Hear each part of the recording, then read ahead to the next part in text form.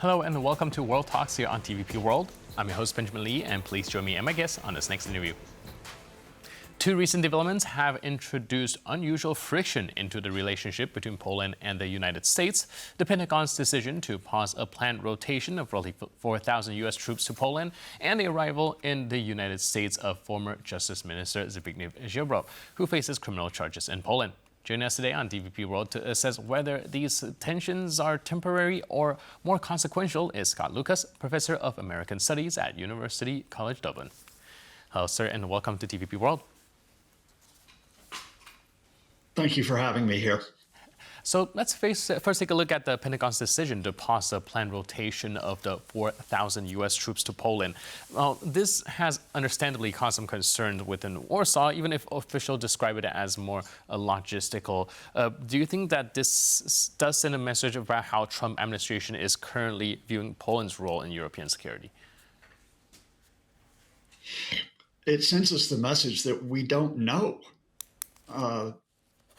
Not only about how Trump and the inner circle view Polish security, but how they view European security, because there's no clarity on how these processes are going to occur. Just to remind your viewers, it's only a couple weeks ago that is a political threat, because he was upset by something that the German Chancellor Friedrich Merz said, that Trump said, oh, we're going to withdraw U.S. troops from Germany. And indeed, the threat was specifically that 5,000 of them would not be deployed there, would take up their deployment there. We thought at the time that the German troops might actually be moved to Poland, because the Trump folks have tended to see Poland as a more, quote, reliable political ally in the past. But now we suddenly get this news with no consultation with Poland, with no apparent consultation, despite what the Americans are saying, with NATO, that they've canceled this deployment of 4,000 troops. So we have questions about whether there are military consultations going on, which are connected with the fact that there's a great deal of disruption in the U.S. Pentagon. 6 of the 8 U.S. Joint Chiefs of Staff have been removed by the Trump folks since Trump took office. We have had firings of senior commanders, generals, admirals, Air Force commanders. We have had Pete Hegseth, the defense secretary, who has no high-level experience, who has gotten rid of other officials. While that purge is going on, you have a Trump who is increasingly chaotic in terms of what he says about European allies, or to be specific, that the Americans no longer necessarily consider Europe to be an ally, compounded by the fact that the Vice President, J.D. Vance, has said quite clearly that he does not see why the United States needs to be invested in European security. All right, so this all adds up to quite a grim picture there. But at that same time, Polish Prime Minister Donald Tusk has urged the public not to overreact, saying that deterrence remains intact. And just minutes ago, we have a post from the Polish Defense Minister saying that, quote, I have concluded the conversation with Pete Hegseth, the U.S. Secretary of War, and confirmed that the United States' commitment to Poland's defense and security remains unchanged. But this does sound very paradoxical. How can it be unchanged if the 4,000 troops that's coming to Poland is no longer coming? Well, I mean, these are statements you would expect from the Polish government, you know, not to throw up their hands in panic and say, that's it, we're undefended. And let's be honest here. First of all, Poland has a very strong security apparatus. It also is one of 32 members of NATO. And the other 30 members of NATO, if not necessarily the U.S., are reliably committed to Polish security. Yes, you know, this is 40% of the standard complement of U.S. troops that may not be deploying to Poland. But that does not mean that Poland is left on its own and left stranded. So I recognize what the Polish government statements are, and I also recognize that diplomatically, having made the phone call to Pete Hegseth, that the Polish Defense Secretary is not going to then insult the Americans by highlighting what they have done.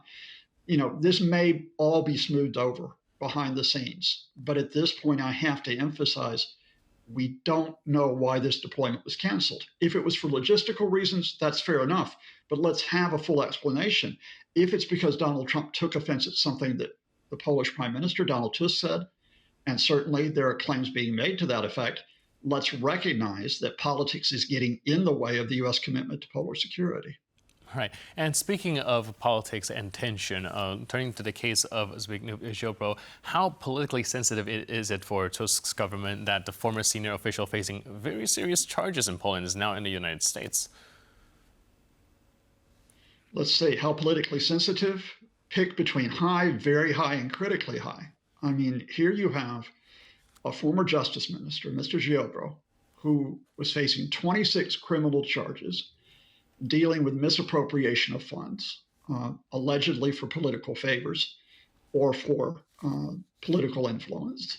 Some of those funds were designated for the victims of crime.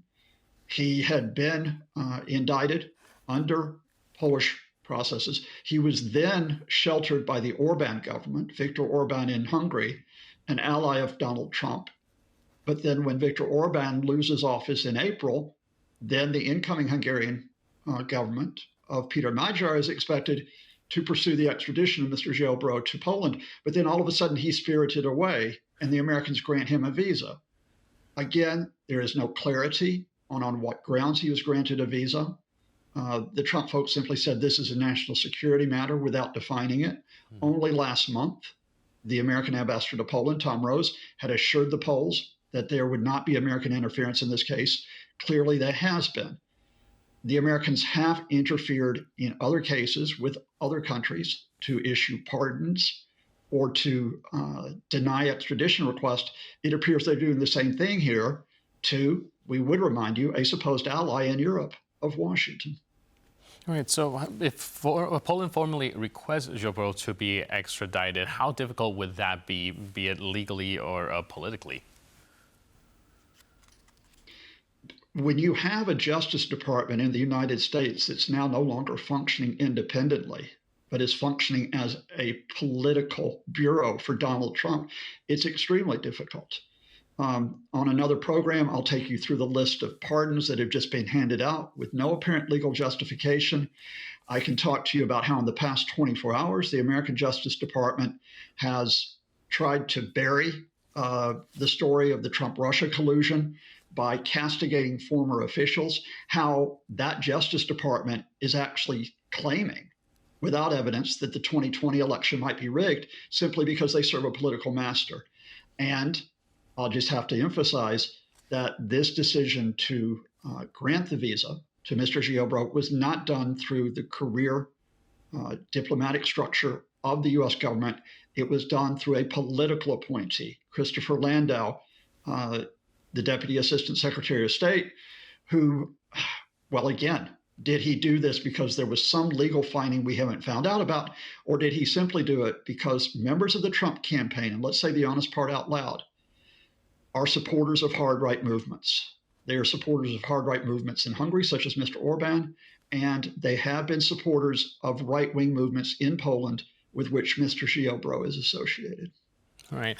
Last but not least, what development should we be looking most closely to determine whether or not this is merely a temporary period of friction, or are we looking at a more complicated phase in Polish-American relationships? I think we have two levels here that I look at each and every day. We have the level that you and I quite often talk about, which is that of the unpredictability, the chaos of Donald Trump, or of his Defense Secretary Pete Hegseth, or of a politicized Justice Department. Then we have the level of American institutions that still try to function on a day-to-day basis with their partners. Those are military partners, those are intelligence institutions, those are financial institutions.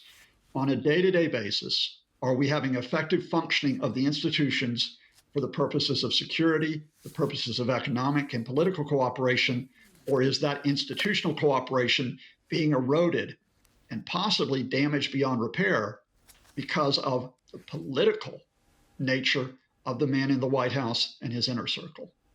All right, so we'll have to see how that develops. In the meantime, thank you so much for your input and insight. Really appreciate it, and thanks for being with us on TVP World. Thank you, Benjamin. Thank you, viewers. And thank you for tuning into this edition of World Talks. But for more news, update, and commentary, please stay tuned to TVP World.